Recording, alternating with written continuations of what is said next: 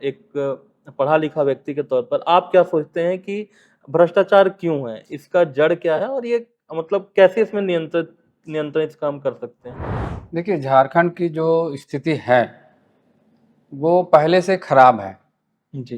पहले आज से 20 साल पहले जो चिकित्सा की व्यवस्था थी, primary school, primary health centre में सारी सुविधाएं थी, सीएचसी में सारी सुविधाएं थी और सदर हॉस्पिटल में भी सुविधाएं थी। अब भ्रष्टाचार के चलते उन सुविधाओं को लोग मेंटेन भी नहीं कर पा रहे हैं। डॉक्टर की सुरक्षा भी एक बड़ा मुद्दा बनते जा रहा है पूरे देश के लिए। अभी विगत कुछ दिन पहले जो घटना हुई कोलकाता में, और कई ऐसे क्षेत्र जगह हम देखते हैं जहां हमारे चिकित्सक के साथ ही मारपीट कर दी जाती है। इसको लेकर डॉक्टरों की कई मांग भी रही है। इस चीज के बारे में मैं समझना चाहता हूं आपसे कि वो मांग क्या है। हमको लगता है जम्मुआ को एक सुपर स्पेशलिटी हॉस्पिटल की ज़रूरत है, क्योंकि वो कम से कम 10-15 लाख पॉपुलेशन को कवर करती है। हम्म। मात्र जमुआ का पॉपुलेशन 3 लाख के आसपास होगा जी। और वो एरिया जो वहाँ हॉस्पिटल है, चाहे वो कम से कम 10 लाख पॉपुलेशन को कवर करती है और हमारा 10 लाख के पॉपुलेशन में एक भी सुपर स्पेशलिटी हॉस्पिटल नहीं है। नमस्कार, मैं अभयराज और आप देख रहे हैं आपकी सभा।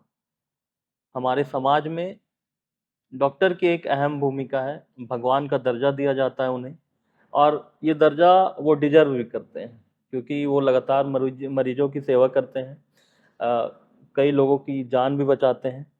आज का जो हमारा सेशन है वो मैं एक ऐसे ही व्यक्ति से आपको मिलवाने वाला हूँ जिनका नाम है डॉक्टर सलेन चौधरी। गिरिडीह जिले के जाने माने रेडियोलॉजिस्ट हैं। इनसे मिलवाना इसलिए ज़रूरी है क्योंकि हम बात करेंगे आज के प्रेजेंट सिनारियो में झारखंड की क्या स्थिति है। एक पढ़े लिखे व्यक्ति अगर राजनीति में आना चाहते हैं, क्योंकि सर बीजेपी पार्टी से बिलोंग भी करते हैं, बीजेपी में हैं, तो ये विजन भी जानना चाहते हैं कि एक पढ़े लिखे व्यक्ति, एक डॉक्टर इस समाज में जो कुरीतियां हैं उसको किस नज़र से देखते हैं, कैसे उसका समाधान किया जाए। इन तमाम मुद्दों पर आज हम बात करेंगे। तो स्वागत कीजिए हमारे चैनल में डॉक्टर सलेन चौधरी जी का। स्वागत है सर। Thank you. आपके चैनल के माध्यम से मैं तमाम जनभाववासियों को मैं प्रणाम करता हूँ और उनके आशीर्वाद की अपेक्षा करता हूँ। जी। तो सर सबसे पहले सवाल का शुरुआत करेंगे। हम आपके बारे में कुछ परिचय जानना चाहते हैं। अभी आप एक सक्सेसफुल रेडियोलॉजिस्ट है गिरिडीह जिले का। शुरुआत कहाँ से हुआ, बहुत ही संक्षेप में बताना चाहें तो। शुरुआत तो हमारा गांव हुआ, गाँव के चिहुटिया गांव में। जी। हमारी प्रारंभिक जो स्कूलिंग होती है प्राइमरी, वो वहीं गांव से ही हुई। फिर हाई स्कूल हमने गाँव हाई स्कूल से पास किया है जी। और फिर 12th का एग्ज़ाम, उस समय 12th नहीं होता था, उस समय हम लोग आईएससी पढ़ते थे, तो आईएससी हम लोग गिरिडीह कॉलेज गिरिडीह से किए। फिर हमारा admission medical college, Magadh medical college गया से एमएमबीबीएस किए हम्म। और वहाँ से पास होने के बाद रांची रिम्स से हम डीएमआरडी किए। रेडियोलॉजी में जो विशेषज्ञता जो हासिल होता है जी। वो हम रांची मेडिकल कॉलेज से किए, उस समय अब वो रिम्स कहलाता है। हम्म। तो उसके बाद फिर हम एम्स के दिल्ली, नई दिल्ली जो एम्स है वहाँ के हम्म। हम सीनियर रेजिडेंट हैं, रह चुके हैं और हम वहाँ बताओ बहुत ज़्यादा ड्यूटी किए। मतलब जितना कोई साल भर में ड्यूटी कर सकता है उतना हम 1 महीने में किए। जी। रात दिन हॉस्पिटल में ही रहते थे और बहुत कुछ सीखने को मिला। मैं धन्यवाद करूँगा हमारे सारे इंस्टीट्यूशन को, हमारे सारे वहाँ के टीचर को जिसने हमें गाइड किया और जो हमें इतनी बेहतर शिक्षा दे करके यहाँ गिरिडीह भेजा और मैं यहाँ बेहतर काम किया। जी। आप लगातार लोगों की सेवा कर रहे हैं। साथ में आप पॉलिटिक्स में भी एक्टिव होते हैं। जी। ये होना भी चाहिए क्योंकि आज सभी लोग चाहते हैं कि एक जो पढ़ा लिखा चेहरा है, समझदार चेहरा है, वो राजनीति में आए और कम से कम बागडोर संभाले। अगर हम बात करें राजनीति की, तो झारखंड की जो प्रेजेंट सिनारियो है उसको आप कैसे देखते हैं, चिकित्सा व्यवस्था को लेकर अगर हम बात करें। देखिए, झारखंड की जो स्थिति है वो पहले से खराब है। जी। पहले आज से 20 साल पहले जो चिकित्सा की व्यवस्था थी, primary school, primary health centre में सारी सुविधाएं थी, सीएचसी में सारी सुविधाएं थी और सदर हॉस्पिटल में भी सुविधाएं थी। अब भ्रष्टाचार के चलते उन सुविधाओं को लोग मेंटेन भी नहीं कर पा रहे हैं और केवल चिकित्सा क्षेत्र में नहीं, सारे क्षेत्रों में भ्रष्टाचार के चलते सुविधाओं का टोटा हुआ, चाहे शिक्षा के क्षेत्र में लीजिए। हमको याद है जब हम लोग हाई स्कूल में पढ़ते थे तो वहाँ पढ़ाई ऐसे होती थी जैसे अभी के कोचिंग संस्थान में होते हैं, एक टीचर गया दूसरा आया, दूसरा गया तीसरा आया। इस तरह से हमारे गाँव हाई स्कूल में पढ़ाई होती थी। अभी वैसा नहीं है। बहुत सारे क्लासेस वैकेंट जाते हैं, बहुत सारे टीचर एक ही साथ छुट्टी ले लेते हैं और कभी कभी तो हमने सुना है कि एक ही क्लास में, पेपर में भी आया था जी 1 से 8वां तक के बच्चे पढ़ाई कर रहे हैं। एक दिन हम घर में बच्चा लोग से बात कर रहे थे कि 1 से 8वां तक का पढ़ाई एक क्लास में हो रहा है। हमारे बच्चे हंसने लगे, कैसे? पहला को क्या पढ़ाता होगा, 8वां को क्या पढ़ाता होगा, टीचर तो पागल हो जाता होगा। लेकिन ये व्यवस्था सरकार में चल रही है, ये हंसने की बात नहीं, सीरियस बात है। ये व्यवस्था यहाँ चल रही है और इस व्यवस्था को कौन ठीक करेगा? जो खुद स्कूल में पढ़ा हो, जिसको पता है कि 1 से कक्षा 8 तक के बच्चे एक क्लास में नहीं बैठ सकते, जिसको पता है कि कक्षा 1 का सिलेबस अलग होता है, कक्षा 8 का अलग होता है, वही ये व्यवस्था को सुधार सकता है। बहुत सारे हमारे मंत्री ऐसे बन जाते हैं जो कि क्लास और कॉलेज तो देखा ही नहीं, तो वहाँ की व्यवस्था को वो लड़ेगा कैसे, वहाँ की व्यवस्था को सुधारेगा कैसे, वहाँ के प्रॉब्लम को समझेगा कैसे? हम समझते हैं कि इन सब प्रॉब्लम को समझने के लिए एक शिक्षित व्यक्ति का होना आवश्यक है, क्योंकि राजनीति ऐसी चीज है जिससे जो हर व्यवस्था को प्रभावित करती है, चाहे वो चिकित्सा व्यवस्था हो, शिक्षा व्यवस्था हो, कृषकों की समस्याएं हो, महिलाओं की, बच्चों की, जितनी समस्याएं हैं सब में राजनीति है। और इस बात को हर एक आदमी को समझना होगा। हम हर एक आदमी से हम रिक्वेस्ट भी करेंगे, उनसे निवेदन करेंगे कि आप राजनीति से अपने को दूर रखने का प्रयास करके, मतलब शेर के सामने आंख मूंदने का प्रयास ना करें। राजनीति को समझिए, परखिए और ये समझने की कोशिश कीजिए कि हमको किसको सेलेक्ट करना है और किसको रिजेक्ट करना है। आपके एक वोट की क्या कीमत है ये आपको समझना होगा। आप नहीं समझते हैं, आप बूथ तक वोट देने जाते हैं, तब तक आपको पता नहीं रहता हमको वोट किसको देना है। कोई लड़का चलते हुए बोल दिया चाची ओकरा वोटा दियो, तो उसका वोट मार के चलाती है। नहीं, आपके एक एक वोट के लिए सरकारें गिरती है और बनती है और वो सरकारें आपके कल्याण के लिए काम करती है। इसलिए आपको समझना होगा, तमाम जनता को समझना होगा कि हमारी वोट की क्या कीमत है और उस कीमत को समझते हुए उस वोट के जो लायक आदमी है, जो शिक्षित आदमी, उसको आपको सेलेक्ट करना होगा, उसको आपको इलेक्ट करना होगा। सर, हमारे जो देश में व्यवस्था है, अलग अलग प्रदेश में यहाँ बांटा गया है। गवर्नमेंट के साथ ब्यूरोक्रेसी और ब्यूरोक्रेसी के साथ करप्शन, भ्रष्टाचार। करप्शन तो कहीं हमारे संविधान में नहीं है, लेकिन ये जुड़ता जाता है और इस चीज से कोई इनकार भी नहीं कर सकता है। भले आप इस समाज में अगर बोले कि भ्रष्टाचार नहीं है, हमारे ब्यूरोक्रेसी में भ्रष्टाचार नहीं है, तो ये सरासर झूठ होगा। तो एक जिम्मेवार व्यक्ति के तौर पर, एक पढ़ा लिखा व्यक्ति के तौर पर, आप क्या सोचते हैं कि भ्रष्टाचार क्यों है, इसका जड़ क्या है और ये मतलब कैसे इसमें नियंत्रित काम कर सकते हैं? देखिए, भ्रष्टाचार का हमको जो समझ में आता है, भ्रष्टाचार के जड़ में जो सबसे ऊपर जो प्रशासनिक जो अधिकारी हैं, जो प्रशासन के लोग हैं, चाहे वो मंत्री हो या उनके सेक्रेटरी हो, वहां से शुरू होता है। हमको याद है जब मतलब स्टाफ लोग हमारे यहाँ हमेशा आता था, सर फलना मंत्री जा रहा है, सर कुछ मदद कर दीजिए। मतलब वो मंत्री जा रहे हैं तो उनको यहाँ से कुछ चाहिए। अरे भैया वो लाएगा कहाँ से लाएगा? और जहां तक बात है कि भ्रष्टाचार का, जैसे आज हमको एक डॉक्टर का मन हुआ कि नहीं थोड़ा सा पैसा घट रहा है, थोड़ा सा अपना इनकम बढ़ाया जाए, तो कहाँ से बढ़ाएगा? वो मतवार को भी पेशेंट देख लेगा और रात को 12 बजे भी पेशेंट देख लेगा, ओवर टाइम करेगा, तब उसका इनकम जनरेट होगा। एक टीचर को अगर थोड़ा इनकम जनरेट करने का मन होगा तो क्या करेगा? ट्यूशन 2 के जगह पर 4 कर देगा जी। हाँ, स्कूल से आते ही ट्यूशन में भिड़ जाएगा, यानी वो हार्ड वर्क करेगा तब उनका इनकम जनरेट होगा। लेकिन जब भ्रष्टाचार के शिकार प्रशासन के लोग, पुलिस के लोग होते हैं, तब वो पैसा कहाँ से जनरेट करेंगे? उस पुलिस के लोगों को, अपराधियों को और माफियाओं को संरक्षण देना पड़ेगा। नहीं देगा तो पैसा जो मांग रहे हैं ऊपर वाले, उसको कहाँ से पहुंचाएंगे?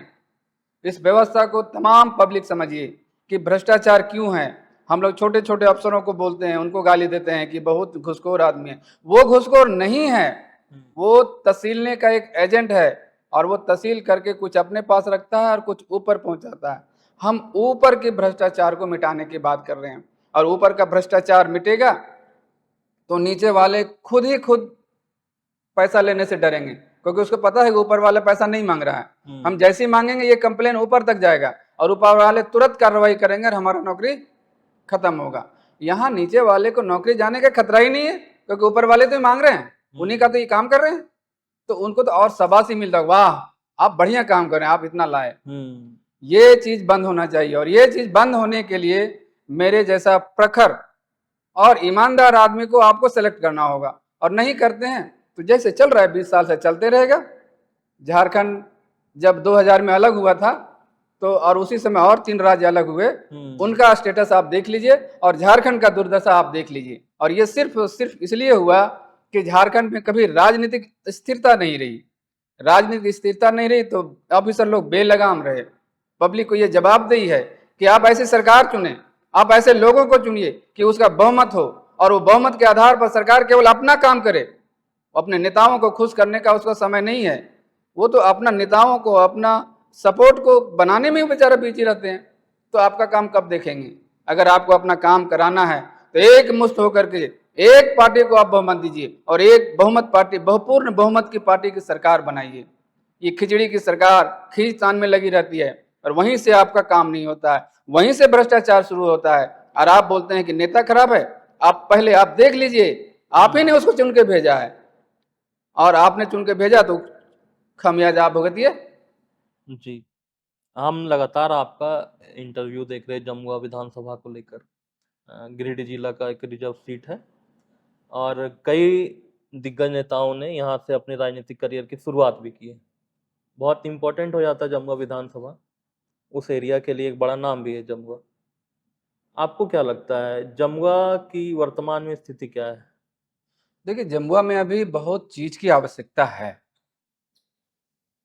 अभी जो है सो तो है ही, उसका भी मैनेजमेंट को दुरुस्त करना है। और अभी और आवश्यकताएं बहुत बढ़ गई, पॉपुलेशन बढ़ा तो आवश्यकताएं भी बढ़ गई। कॉलेज होना चाहिए वहाँ, बढ़िया स्कूल होना चाहिए। स्कूलों में अभी केवल लोग खिचड़ी खाने में ही बच्चे लोग परेशान रहते हैं। उसकी शैक्षणिक व्यवस्था को सुधारने के लिए वो जो मध्याह्न भोजन है, उस मध्याह्न भोजन की व्यवस्था में जो है सो शिक्षकों को अलग करना होगा। कुछ भी मध्याह्न भोजन में होता है तो शिक्षकों पर ही गाज गिरती है। तो बेचारे शिक्षक लोग पढ़ाई से ज्यादा ध्यान मध्याह्न भोजन पर देते हैं। कोई भी ऑफिसर आता है तो क्लास में नहीं घुसते हैं कि बच्चों की क्या पढ़ाई हो रही है, कैसी पढ़ाई हो रही है, कौन टीचर अच्छा है, कौन अच्छा नहीं पढ़ाता है, इसकी कोई पड़ताल नहीं होती है। केवल पड़ताल इतनी होती है कि खिचड़ी आज कितना बना, कितना चावल बना और कितना बचा और कौन कितना बचाया, इसकी पड़ताल होती है। ये पड़ताल और इस तरह की व्यवस्थाओं से शिक्षा व्यवस्था एकदम ध्वस्त हो गई है। हम प्रयास करेंगे कि ये व्यवस्था ना करके हम शिक्षकों से बात करें, बच्चों से बात करें कि बच्चा कौन सर और कौन मैडम अच्छा पढ़ाता है। जो अच्छा पढ़ाता है उसके ब्लॉक लेवल पर, डिस्ट्रिक्ट लेवल पर और स्टेट लेवल पर प्रोत्साहित करने की जरूरत है। और इस प्रोत्साहन करने से शिक्षक अपने आप को गर्मान्वित महसूस करेंगे और बच्चों के पीछे लगे रहेंगे, दिन भर बच्चों के पीछे लगे रहेंगे। और गार्जियन लोग से भी कहेंगे, अगर आपके बच्चे पर कोई तरह का दबाव होता है, शिक्षक डांट पड़ताल करते हैं, तो उसको बच्चों को समझाना है कि जिस तरह से हम तुमको डांटते हैं, हम तुम्हारे गार्जियन हैं, स्कूल में शिक्षक ही तुम्हारा गार्जियन है। वो तुमको डांटेगा, तुमको डांट रहा है तुमको संवारने के लिए, ये नहीं कि पहुंच गए मैडम से लड़ने या सर से लड़ने। इस चीज को आपको खत्म करना होगा। इस चीज को पब्लिक को समझना होगा कि टीचर लोग जो आपको, आपके बच्चों को डांटा या मारा, मारना मतलब एकदम हिंसक मार की हम बात नहीं कर रहे। बच्चे लोग हैं, बदमाशी तो घर में भी करते थे, तो दे ही देते हैं। तो उस लेवल तक को टीचर का अलाव होना चाहिए और बच्चों को फेल और पास भी होना चाहिए। सारे बच्चे पास हैं, वो पढ़े चाहे नहीं पढ़े, सब पास है। कौन शिक्षा व्यवस्था है? चिकित्सा के क्षेत्र से आप जुड़े हैं, जमुआ विधानसभा में चिकित्सा की क्या व्यवस्था सरकारी तौर पर? देखिए, जमुआ विधानसभा में तो पीएचसी भी हैं, सीएचसी भी हैं, और सरकारों ने जो पहले के जो प्लानिंग जो ऑफिसर थे उन्होंने बहुत अच्छी व्यवस्था कर रखी है। उस व्यवस्था को हम चला नहीं पा रहे हैं। हम समझते हैं उस व्यवस्था को अगर सुदृढ़ किया जाए, मेरे जैसा डॉक्टर अगर उस व्यवस्था को देखेगा तो वो व्यवस्था सुदृढ़ होगा और पब्लिक को गिरिडीह हर बात पर आने की जरूरत नहीं पड़ेगी, हर बात पर पब्लिक को रांची जाने की जरूरत नहीं पड़ेगी। अब बड़ी बड़ी बीमारियां हैं, हाँ, किसी का हार्ट फेलियर हो गया, किसी का रीनल फेलियर हो गया, हाँ, किसी का लिवर फेलियर हो गया, किसी का ब्रेन स्ट्रोक हो गया, उसके लिए तो आपको बाहर जाना ही होगा। लेकिन छोटी छोटी बीमारियां, डायरिया, डिसेंट्री, मलेरिया, ट्यूबरकुलोसिस, ये सारी बीमारियां मतलब प्राइमरी लेवल पर तो कंट्रोल होना चाहिए। पहले तो व्यवस्था ये करनी चाहिए कि बीमारियां हो नहीं, पब्लिकों में इतनी जागरूकता फैलाई जाए कि इन बीमारियों से ग्रसित नहीं हो, और अगर हो गया तो उसकी व्यवस्था वहीं होनी चाहिए। लेकिन प्रॉपर व्यवस्था नहीं रहने के चलते पब्लिक वहाँ से लौट आती है, तो पब्लिक सोचती है कि वहाँ से वो अब वहाँ जाती ही नहीं, सीधा गिरिडीह और सीधा रांची का रुख करती है। इन व्यवस्थाओं को सुधारना होगा, और अगर ज़रूरत पड़ी तो जमुआ में एक बहुत बढ़िया सुपर स्पेशलिटी टाइप का एक हॉस्पिटल भी बनाने की ज़रूरत है, चाहे वो सरकारी लेवल पर हो या किसी लेवल पर हो। हमको लगता है जमुआ को एक सुपर स्पेशलिटी हॉस्पिटल की ज़रूरत है, क्योंकि वो कम से कम 10-15 लाख पॉपुलेशन को कवर करती है। जमुआ, मात्र जमुआ का पॉपुलेशन 3 लाख के आसपास होगा, और वो एरिया जो वहाँ हॉस्पिटल है, चाहे वो कम से कम 10 लाख पॉपुलेशन को कवर करती है, और हमारा 10 लाख के पॉपुलेशन में एक भी सुपर स्पेशलिटी हॉस्पिटल नहीं है। एक बड़ा मुद्दा झारखंड के लिए है बेरोजगारी का। यहाँ से लोग पलायन करके दूसरे शहरों में जाते हैं रोजी रोटी कमाने, उससे उनका घर परिवार भी छूट रहा है। कहीं ना कहीं खेती बाड़ी पर भी इसका असर हो रहा है। उपज भी लगातार झारखंड का गिरता जा रहा है। लोग खेती से भागते हैं और बड़े शहरों में जा रहे हैं काम करने के लिए। इसके बारे में आप क्या सोचते हैं? और ये सिर्फ जमुआ विधानसभा की नहीं, पूरे झारखंड की स्थिति है। ऐसा क्या होना चाहिए जो कम से कम रोजगार ज़्यादा से ज़्यादा हमारे झारखंड के युवाओं को मिले? देखिए, रोजगार तो एक अहम मुद्दा है, और इस रोजगार से हर एक आदमी जूझता है। मैं खुद जब MBBS पास किया था तो झारखंड में रोजगार नहीं मिला, तो मैं गुजरात गया था। वहाँ क्या व्यवस्था थी कि इंटरव्यू दीजिए और पोस्टिंग लीजिए, और मैं गुजरात में रहते हुए पोस्ट ग्रेजुएशन की तैयारी किया था और वहीं से पास हुआ था पढ़ करके। तब हमारा रांची रिम्स में एडमिशन हुआ था। तो कहने का मतलब है कि यहाँ रोजगार की समस्याओं का मूल जड़ फिर से हम वहीं आएंगे, भ्रष्टाचार है। कैसे भ्रष्टाचार रोजगार को प्रभावित करता है, हम आपको समझाने की कोशिश करते हैं। जैसे कोई आदमी 100, कोई भी उद्यमी ऐसा हो जो 100 लोगों को रोजगार दे रहा है जी, तो ये 100 आदमी को जो रोजगार दे रहा है, इसको सरकार अपना एसेट समझना चाहिए, इसको सरकार को अपना एक अंग समझना चाहिए, उसको संरक्षण देना चाहिए। लेकिन सरकार क्या करती है, आपके पास ये कागज नहीं है, आपने ये नहीं किया, आपने वो नहीं किया, 10 गो नोटिस।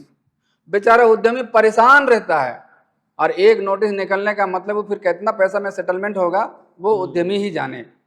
कहने का मतलब उन उद्यमियों को प्रोत्साहन ना दे करके उसको कानून के कागज में लपेट करके और नोटिस का तीर थमाया जाता है। इससे उद्यमी लोग परेशान होते हैं, और जब उद्यमी परेशान होगा, वो रोजगार नहीं लगाएगा तो रोजगार मिलेगा कहाँ से? जहाँ तक सरकारी नौकरी की बात है तो प्राइवेट नौकरी के अपेक्षा सरकारी नौकरी मात्र 2 से 3% है।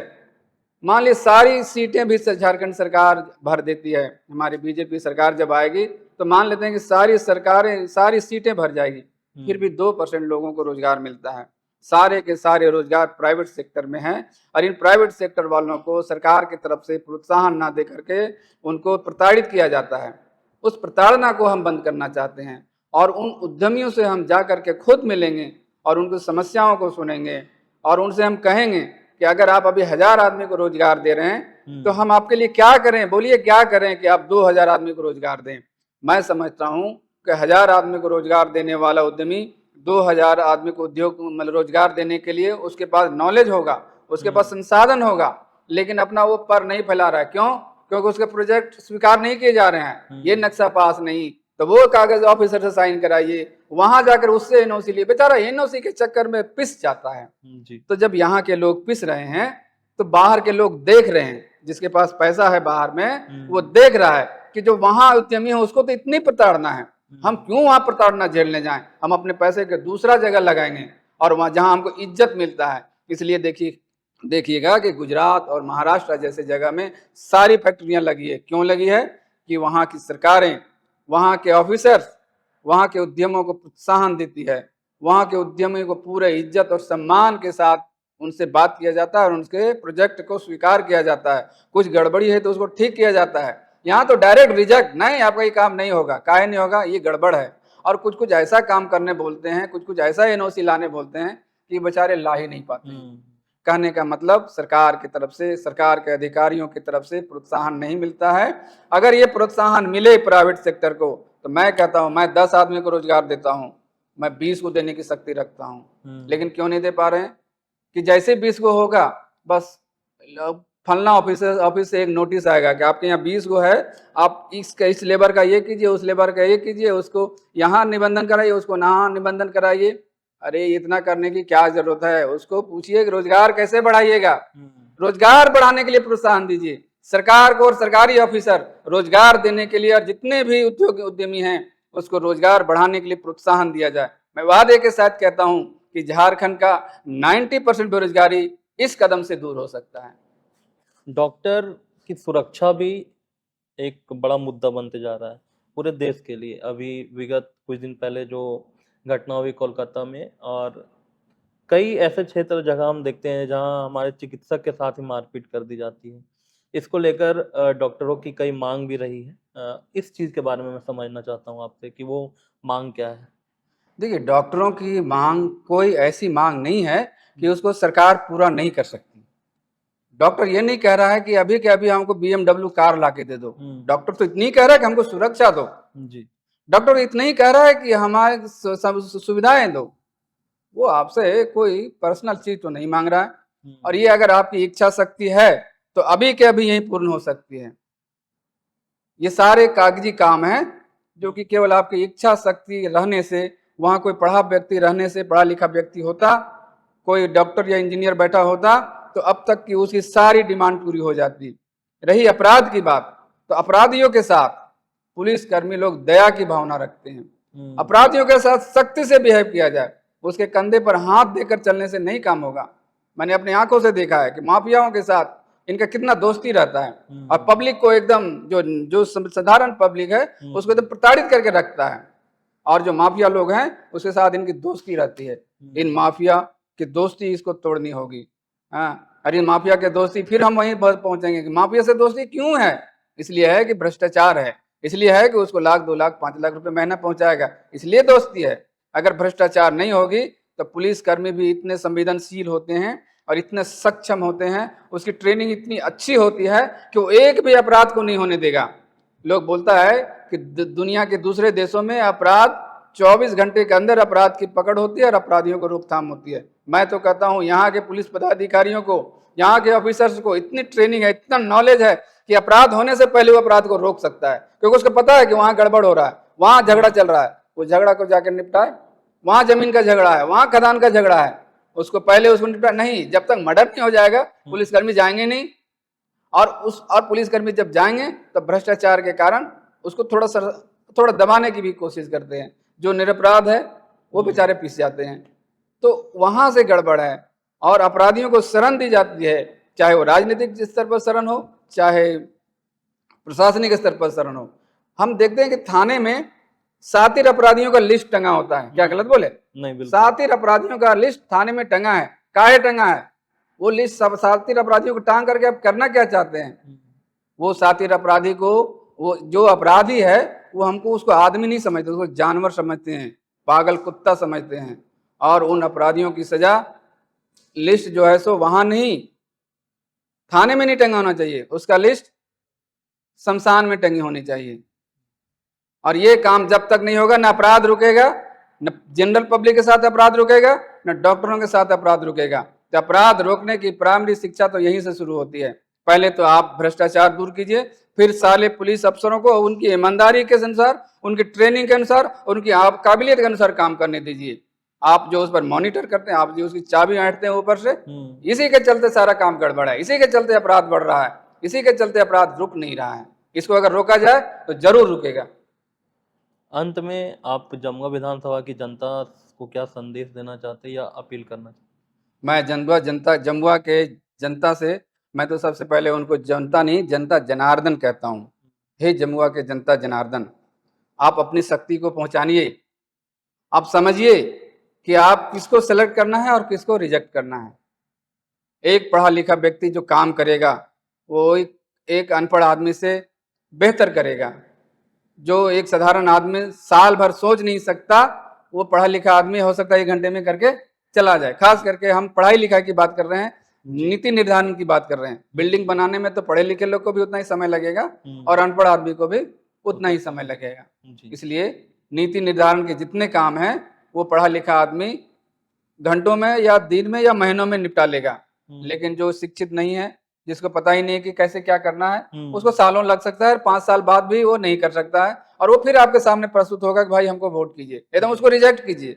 जो काम नहीं किया रिजेक्ट कीजिए। अगर मैं काम नहीं करूं तो मुझे भी रिजेक्ट कर देना, मैं इतनी पावर देता हूं आपको, मुझे भी रिजेक्ट करना, लेकिन बदले में आपसे इतनी शक्ति चाहता हूं, मुझे आप इतना आशीर्वाद देना कि मैं आपकी सारी समस्याओं को समझ सकूं और उसका निराकरण कर सकूं।